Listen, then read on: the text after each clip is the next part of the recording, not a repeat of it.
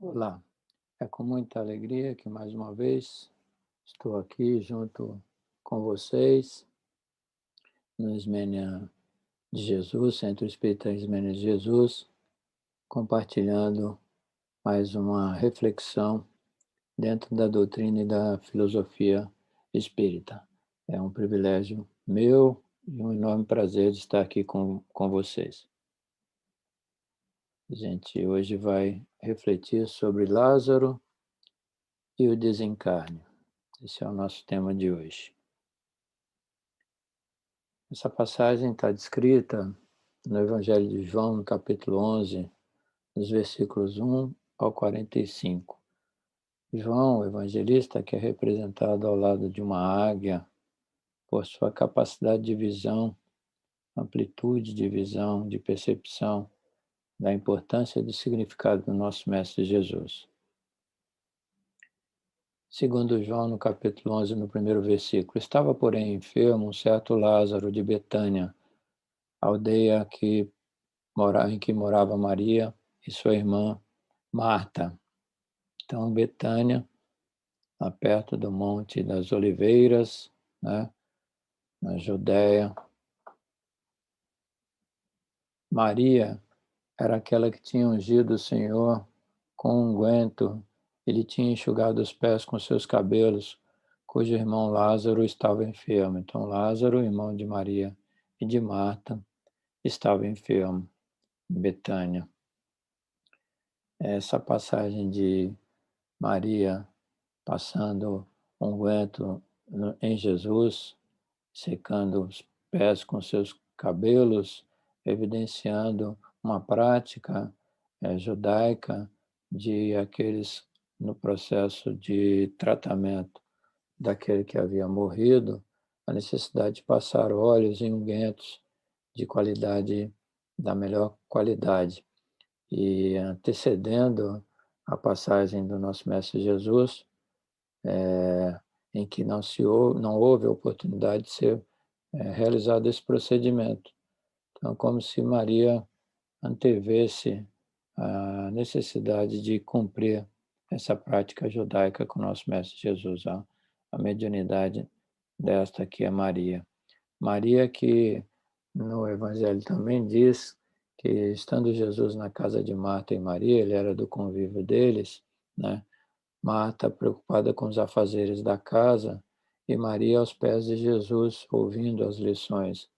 E Marta veio questionar nosso Mestre Jesus, mas, puxa, será que é certo ela ficar aí enquanto eu estou aqui trabalhando? E Jesus falando para Marta, olha, você está aflita com os afazeres da casa. Ela está preocupada com coisas que são, talvez, muito importantes, que na verdade é estar ouvindo as palavras do nosso Mestre Jesus. Mas estas duas, Marta e Maria, irmãs de Lázaro, e no versículo 3 desse capítulo 11, João nos conta que Maria e Marta mandaram dizer a Jesus, Senhor, eis que está enfermo aquele que tu amas. Então, mensageiros de Maria e Marta deram a notícia para Jesus de que Lázaro estava enfermo. E Jesus, ouvindo isso, segundo João, no versículo 4, disse: essa enfermidade não é para a morte, mas para a glória de Deus, para que o Filho de Deus seja glorificado por ela. Então, já conhecendo o plano de ação deste momento da presença do nosso Mestre Jesus entre nós, Jesus dizendo, essa enfermidade de Lázaro não é para a morte, mas para glorificar a Deus, para que o Filho de Deus seja glorificado por ela, para que todos entendam a importância do nosso Mestre Jesus. Ouvindo, pois, que estava enfermo, ficou ainda 2 dias no lugar onde estava, né? Então, ele estava a uma distância de uns 2 quilômetros ou mais de onde estava Lázaro enfermo. Depois disso, disse aos seus discípulos, vamos outra vez para a Judéia, né? Então, nosso Mestre Jesus ainda aguardou 2 dias para ir ver Lázaro. E quando chegou lá, antes de chegar lá, o nosso mestre Jesus ainda disse aos seus discípulos: Lázaro, nosso amigo, dorme, mas eu vou despertá-lo do sono, né? Falando Jesus a seus discípulos. E os discípulos falando: então se ele dorme, está tranquilo, né? Aí Jesus disse mais claramente: Lázaro está morto, né? No versículo 14 nos conta isso, João. E ouvindo, pois, Marta que Jesus vinha, então Jesus foi até Betânia, saiu-lhe ao encontro. Maria, porém, ficou assentada em casa. Disse, pois, Marta a Jesus: Senhor, se estivesses aqui, meu irmão não teria morrido. Então, a Lázaro havia morrido em decorrência da enfermidade. Estava dormindo na mensagem inicial do Mestre Jesus para os seus discípulos e depois deixando claro não, que estava morto. Mas Marta ainda continua falando com Jesus. Também agora sei que tudo quando pedires a Deus, Deus te concederá. Disse-lhe Jesus: teu irmão há de ressuscitar. E ainda disse assim: todo aquele que vive e crê em mim nunca morrerá. Crês tu isto? Pergunta ele para Marta. Disse-lhe ela: sim, Senhor, creio que tu és o Cristo, Filho de Deus, que havia de vir ao mundo, né? Cumprindo aquela percepção do nosso Mestre Jesus, que a morte de Lázaro seria para glorificá-lo e glorificar a Deus. E disse Jesus para Marta: onde o pusestes? Aí disseram-lhe aqueles que acompanhavam a Marta: Senhor, vem e vê. E Jesus, nesse momento, chorou. E os que estavam no entorno dele disseram: pois, vede como o amava. E realmente Jesus amava a Lázaro, era amigo de Marta, amigo de Maria, né? Tinha um envolvimento com esses personagens dessa passagem do Evangelho. E quando chegou até onde estava Lázaro, no túmulo de Lázaro, disse Jesus: tirai a pedra. Marta, irmã do defunto, disse-lhe: Senhor, já cheira mal, porque já é de 4 dias. Então, ele havia sido a notícia de que ele estava enfermo. Jesus ainda levou uns 2 dias para poder decidir ir visitá-lo. E na distância que ele se encontrava de Betânia, levou mais um tempo. Então, já havia 4 dias que ele estava colocado no túmulo. Disse-lhe Jesus: não te hei dito que se creres verá a glória de Deus? Ele tinha acabado de falar isso para Marta. Tiraram, pois, a pedra de onde o defunto jazia, e Jesus, levantando os olhos para cima, disse: Pai, graças te dou por me haveres ouvido. E continua: eu bem sei que sempre me ouves, mas eu disse isso por causa da multidão que está em redor. Jesus falando para consigo mesmo, para que creiam que tu me enviaste. É uma enfermidade, não é para a morte, era para a glorificação de Deus e do Filho de Deus, do nosso Mestre Jesus. E tendo dito isso, Jesus clamou em grande voz: Lázaro, sai para fora. E o defunto saiu, tendo as mãos e os pés ligados com as faixas, o seu rosto envolto num lenço. Disse-lhe Jesus, disse àqueles que estavam acompanhando todo o evento: desligai-o e deixai-o ir. No livro Estudando o Evangelho, de Martins Peralva, tratando dessa passagem, em que uma das frases que Jesus disse, que eu deixei grifado: tirai a pedra. Esse é um túmulo da época de Jesus, e essa pedra ficava ocluindo a entrada do túmulo. E Jesus pediu para que tirassem a pedra, para que Lázaro tivesse condições de responder à ordem de Jesus. Lázaro, sai para fora. E Lázaro saiu, o defunto saiu. E ele ainda pediu para desligá-lo, desatar.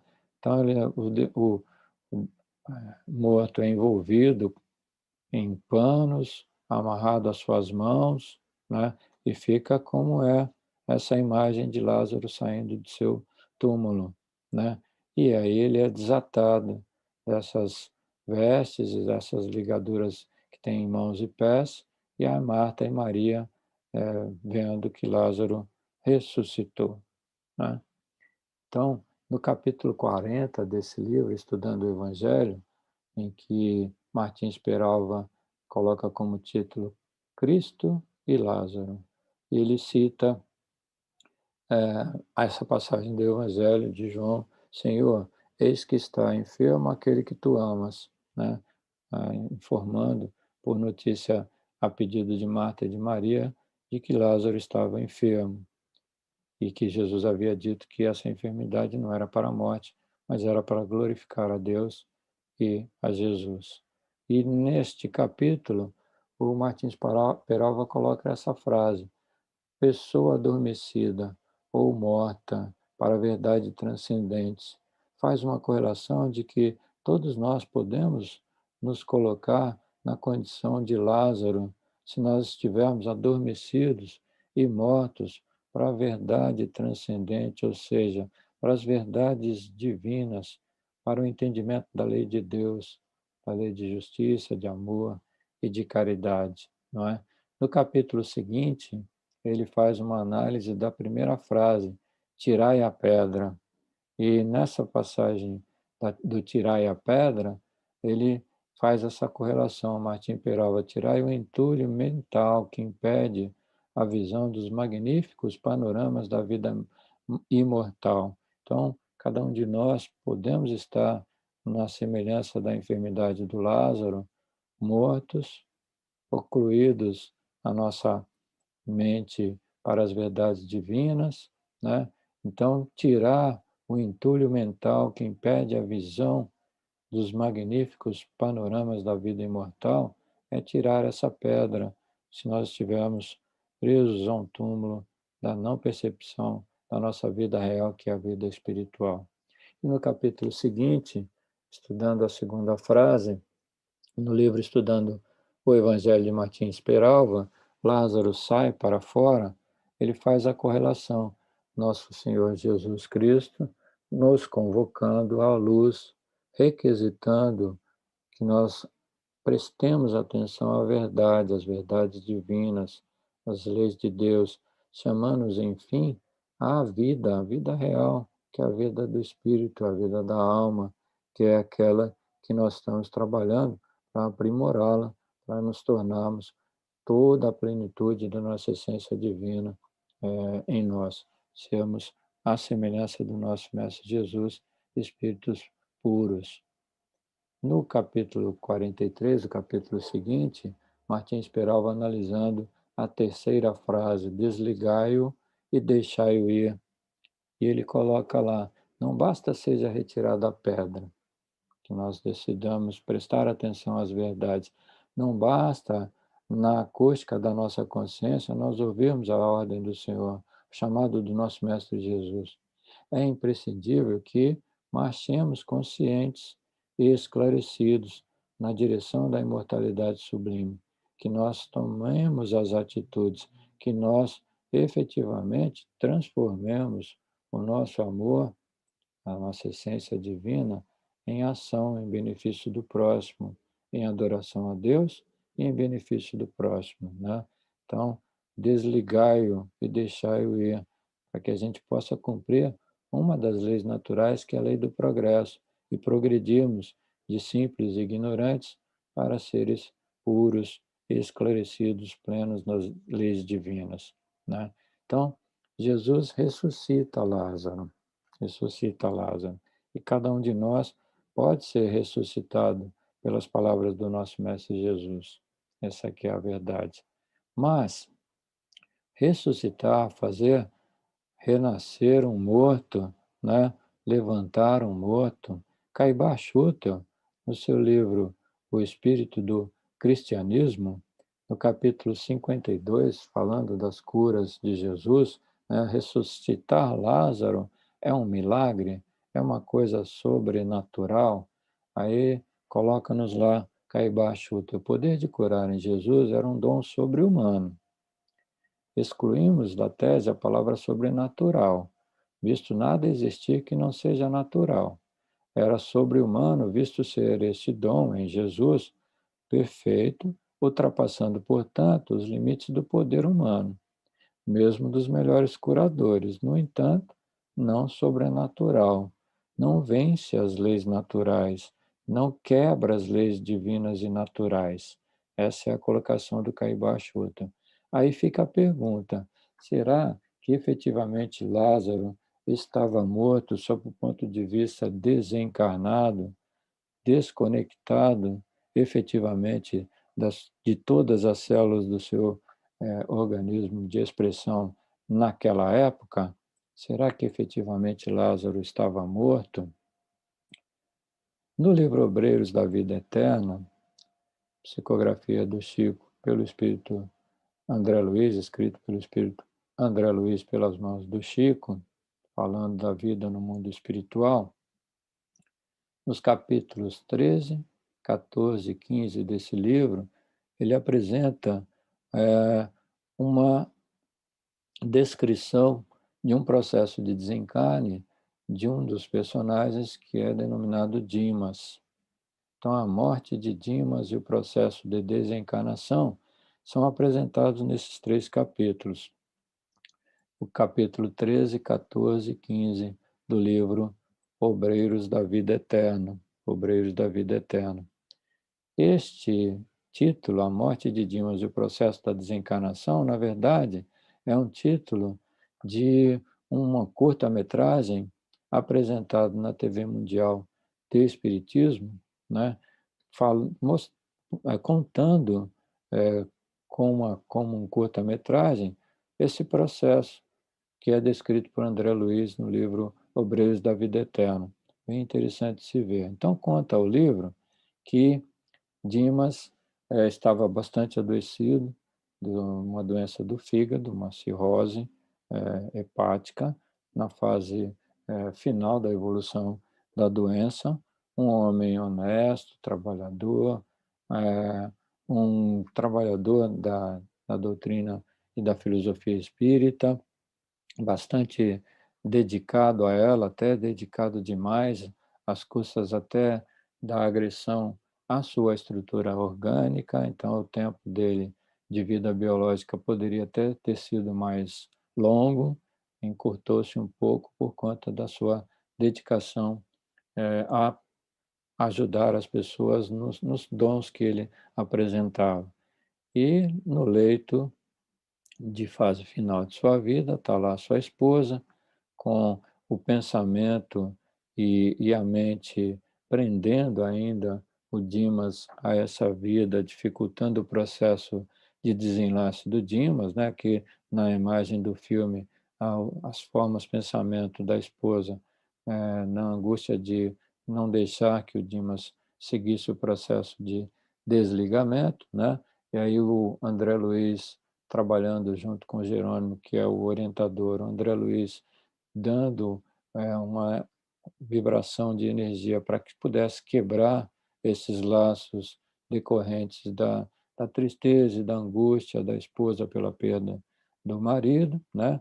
Conseguiu se desfazer um pouco essa energia e continuou no trabalho na direção de gerar na esposa uma tranquilidade, uma certa condição de vulnerabilidade e facilidade para ouvir uma sugestão do Dimas, que, amparado pelo Jerônimo, que é o mentor do André Luiz, né, sugere para que ela pudesse descansar, que ela precisava manter as energias boas e saudáveis para que pudesse ajudá-lo nesse processo de adoecimento que ele estava enfrentando e convenceu a esposa dela a ir descansar. Ela aceitou a ideia e foi descansar. Quando ela foi descansar Hipólito e Luciana, que estavam trabalhando junto com André Luiz e com Jerônimo, geraram uma redoma de proteção para que o processo de desligamento do Dimas pudesse acontecer com segurança, sem interferências externas. E aí, o Jerônimo fez uma imposição de mãos no Dimas para que ele pudesse ter a intuição e a iniciativa de iniciar uma prece, o que ele fez, e nessa prece teve condições de visibilizar a sua mãezinha, que já estava no plano espiritual, que veio para ajudar no processo de desenlace do Dimas. E aí, com o André Luiz trabalhando a nível do sistema nervoso central, com o suporte da mãezinha, e com o Jerônimo começando a fazer um desligamento das estruturas que ele descreve como sendo estruturas do sistema nervoso autônomo, do nervo vago, dos componentes do simpático, começando a fazer o desligamento das estruturas do sistema vegetativo, autonômico, automático do nosso organismo, né? E a partir daí, o André Luiz conta que começa a sair uma substância leitosa da região do ventre do Dimas e o processo continua. E aí o Jerônimo orientando o André Luiz que o primeiro processo é feito no desligamento dessa questão do ventre, da questão do neurovegetativo, depois a energia seria aplicada a nível da região torácica, onde está conectada a questão das emoções, e posteriormente iria trabalhar a nível do sistema nervoso central para a desconexão da parte mental. Então, é todo um procedimento e um processo que está acontecendo nesse processo de desencarne do Dimas. E quando o Jerônimo começa a trabalhar a nível da região do sistema nervoso central, André Luiz conta que surge uma luz bastante brilhante, que ele nem conseguia olhar muito bem para ela, e toda aquela substância leitosa que estava emanando no processo de auxílio que o Jerônimo estava fazendo nos desligamentos, toda essa substância foi incorporada nessa luminosidade que surgiu a nível da região da cabeça do Dimas.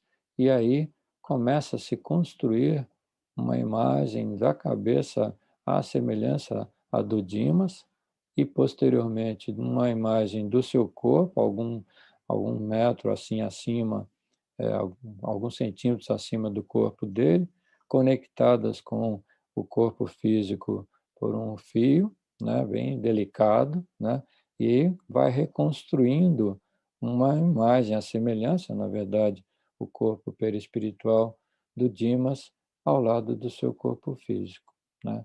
Então, nessa hora, o André Luiz coloca lá: para os nossos amigos encarnados, Dimas morrera inteiramente. Então, ele estava morto.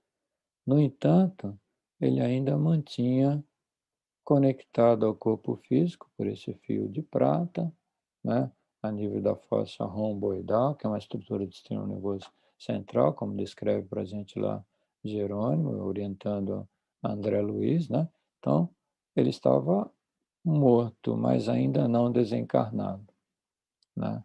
Então, talvez tenha sido esta a situação que enfrentou o Lázaro. No livro Religião dos Espíritos, de Emmanuel, pelas mãos de Chico Xavier, no capítulo 58, antes que partiram, nos recomenda lá Emmanuel: todavia, quando semelhante provação te bata à porta, o desencarne de um ente querido, a morte de um ente querido, reprime o desespero e dilui a corrente de mágoa na fonte viva da oração. Porque os chamados mortos, porque às vezes ainda estão no processo, são apenas ausentes, e as gotas do teu pranto lhe fustigam a alma com chuva de fel.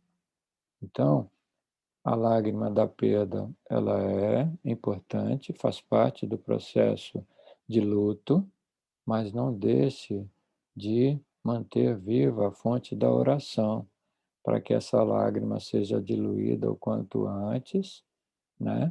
Para que não possa fustigar a alma daquele que está no processo de desencarne. Então, o Dimas estava morto, sob o ponto de vista clínico, físico, mas ainda não desencarnado. ainda conectado às células do seu corpo físico, num processo de desencarne. É um processo, desencarne é um processo. É um processo que envolve uma série de coisas para acontecer, né? Não é igual para todos, é particular, como é particular o processo de reencarnação, né? No livro Depois da Morte, de Leon Denis, ele faz uma metáfora bastante interessante em relação ao processo da morte. No capítulo 13, as provas e a morte. Olha o que nos conta lá o Leon Denis. Vocês já viram a borboleta de asas matizadas despojar a informe crisálida onde se fechou a largata repugnante? Viram o inseto que antes arrastava-se pelo solo, agora livre, franquear, esvoaçar o ar no ar ensolarado, no meio do perfume das flores? Não há, Leon Denis nos ensinando, não há imagem mais fiel do fenômeno da morte. Então ele está falando assim, nós somos larvas que estamos arrastando aqui pela terra. No processo da morte, a gente vai se encasular na crisálida, para colocar a nossa estrutura orgânica, a nossa larvinha, dentro da crisálida e vai se transformar lá dentro num processo complexo até. E aí vamos ganhar asas, vamos romper esse casulo e vamos ganhar asas e vamos nos tornar livres. A nossa vida real é a vida da alma, é a vida do espírito. A nossa passagem aqui, ela é temporária, necessária para o aprimoramento, né? Então, é um processo, a morte é um processo. No livro Evolução em Dois Mundos, o André Luiz coloca para a gente lá no capítulo 11, Existência da Alma, um conceito bastante interessante. No processo da morte, acontece uma estólise. Lise, o sufixo lise, significa quebra. Isto, prefixo, significa tecido. Estólise é quebra dos tecidos. Como Lázaro, né? Que a Marta falou, olha, já está cheirando mal, as células estão degeneradas lá, está necrosando tudo, né? Então é a estólise das nossas células que nós estamos usando nessa vida atual como forma de expressão do nosso princípio inteligente. E, ao mesmo tempo, vai acontecendo a isto, tecido, gênese, gênese é a formação do nosso corpo espiritual. Na verdade, uma reestruturação do nosso corpo espiritual para a nova realidade que vai viver no plano espiritual.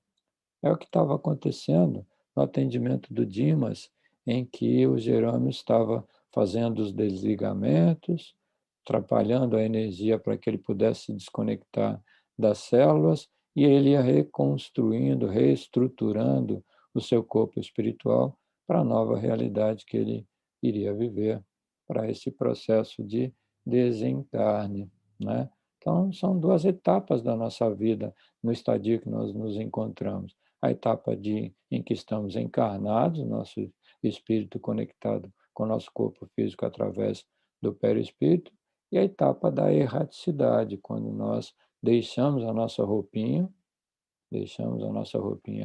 por aqui, para ser usada pela estrutura material, né? Desencarnamos, perdemos a nossa carne e passamos para a vida espiritual com a nossa matéria quintessenciada, que nos serve de expressão, que é o nosso perispírito, não é? Então é esse processo em que, acredito eu, quando Jesus ressuscitou Lázaro, ele apenas teve a capacidade sobre-humana de poder de religar o que já havia sido desligado parcialmente, mas provavelmente o Lázaro ainda estava conectado às suas células, muito provavelmente pelo fio de prata, lá pela conexão no, no sistema nervoso central, e Jesus restabeleceu apenas com o comando: Lázaro sai para fora, não é? E, como ele já havia dito anteriormente, a enfermidade de Lázaro não é para a morte. é para a glória de Deus, para que nós entendamos o significado da nossa vida. E a abordagem do Martim esperava, bem interessante. Tira a pedra, ou seja, todos nós podemos estar mortos sob o ponto de vista do entendimento do significado da nossa vida e temos a pedra da materialidade nos ocupando toda a nossa visão, a nossa capacidade de ouvir, de ver, de sentir o chamado do nosso Mestre Jesus, tirar essa pedra de nossa frente, abrir a nossa mente e o nosso coração para ouvir o chamado do nosso Mestre Jesus. E aí, desatar as amarras e começar a trabalhar em seu nome. Emmanuel, Chico Xavier, tem uma percepção sobre esse processo da morte, do desencarne. Aí diz para a gente lá, gostaria de dizer para você que viva como quem sabe que vai morrer um dia e que morra como quem soube viver direito. Então, se você sabe que um dia vai morrer, trabalhe para que esse processo seja tranquilo. E aí, no livro Obreiros da Vida Eterna, tem bons exemplos nesse sentido de indivíduos como Dimas, que levaram a vida, souberam viver direito, e o processo de desencarne ficou mais tranquilo, mais sereno, né? Então, nós vamos passar por esse processo, já passamos várias vezes. E para que a gente possa passar por processo de uma forma mais saudável, mais tranquila, né?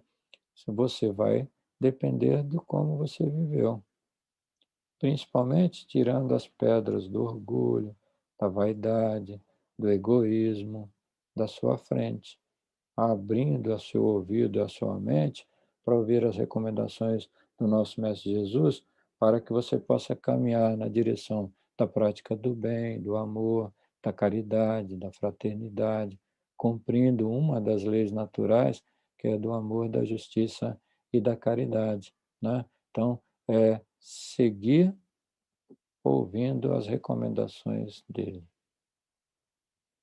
abrindo os ouvidos para ouvi-las, tirando a pedra da nossa frente, dando atenção às suas palavras. Se ele pediu para que a gente saia de onde a gente está, da nossa situação de conforto, na direção de desatar e começar a caminhar junto com ele, ele já havia dito: eu sou o caminho, eu sou a verdade, eu sou a vida. Ninguém vai ao Pai se não for por mim.